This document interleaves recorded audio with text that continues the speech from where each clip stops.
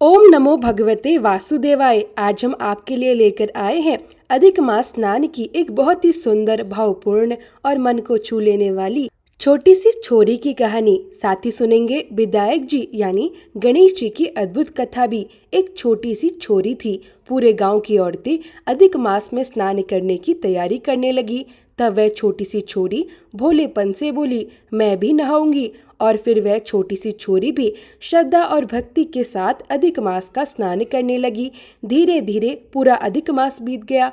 तब सब औरतें आपस में कहने लगी, गंगा जी जावे, जमुना जी जावे कि हरिद्वार जावे। उसी समय एक जन बोली, मैं तो दामोदर भगवान को जिमाऊंगी। तब वह छोटी सी छोरी बड़ी उत्सुकता से बोली, वो कैसे होवे? तो वह औरत बोली, मोर मुकुट, गले में वैजयंती माला, हाथ में पीताम्बर, ऐसे हैं दामोदर भगवान। छोटी सी छोरी बड़े प्रेम से बार बार सोचने लगी, ऐसे हैं दामोदर भगवान। और यही सोचते सोचते वे अपने घर चले गई। घर पहुंचकर उस छोटी सी छोरी ने बड़े प्रेम और श्रद्धा से भगवान की रसोई बनाई। फिर वह मंदिर में आई और बड़े प्यार से पुकारने लगी, आओ मेरे भगवान जी, आओ मेरे भगवान जी। लेकिन मंदिर में भगवान नहीं मिले। फिर वह मंदिर से शहर गई, शहर से जंगल गई, जंगल से पहाड़ों पर चढ़ गई। सुबह से शाम हो गई, पर वह लगातार भगवान को पुकारती रही, आओ मेरे भगवान जी। लेकिन भगवान आए नहीं। तब भगवान ने सोचा, अब तो इस भोली बच्ची को दर्शन देने ही पड़ेंगे। भगवान एक ब्राह्मण का रूप धारण करके उसके पास आए और बोले, बेटा मैं ही हूँ तेरा भगवान, मुझे जिमा दे। तब वह छोटी सी छोरी भोलेपन से बोली, तुम तो मेरे भगवान नहीं हो, मेरे भगवान ऐसे नहीं हैं। भगवान मुस्कुराकर बोले, तो फिर कैसे हैं तुम्हारे भगवान?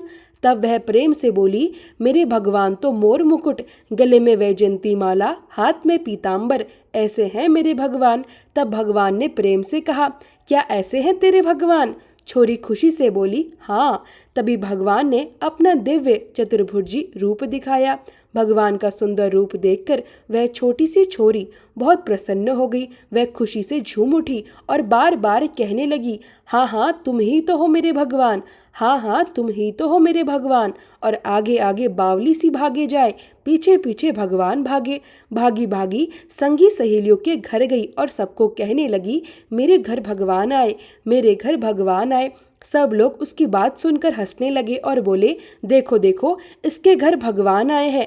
तब एक दो ने कहा, चलो देखकर तो आए कि कैसे हैं इसके भगवान। जिनके भाग्य में भगवान के दर्शन लिखे थे उन्होंने आकर दामोदर भगवान के दर्शन किए। जैसे दामोदर भगवान ने उस छोटी सी छोरी को दर्शन दिए, वैसे ही सबको दर्शन देना।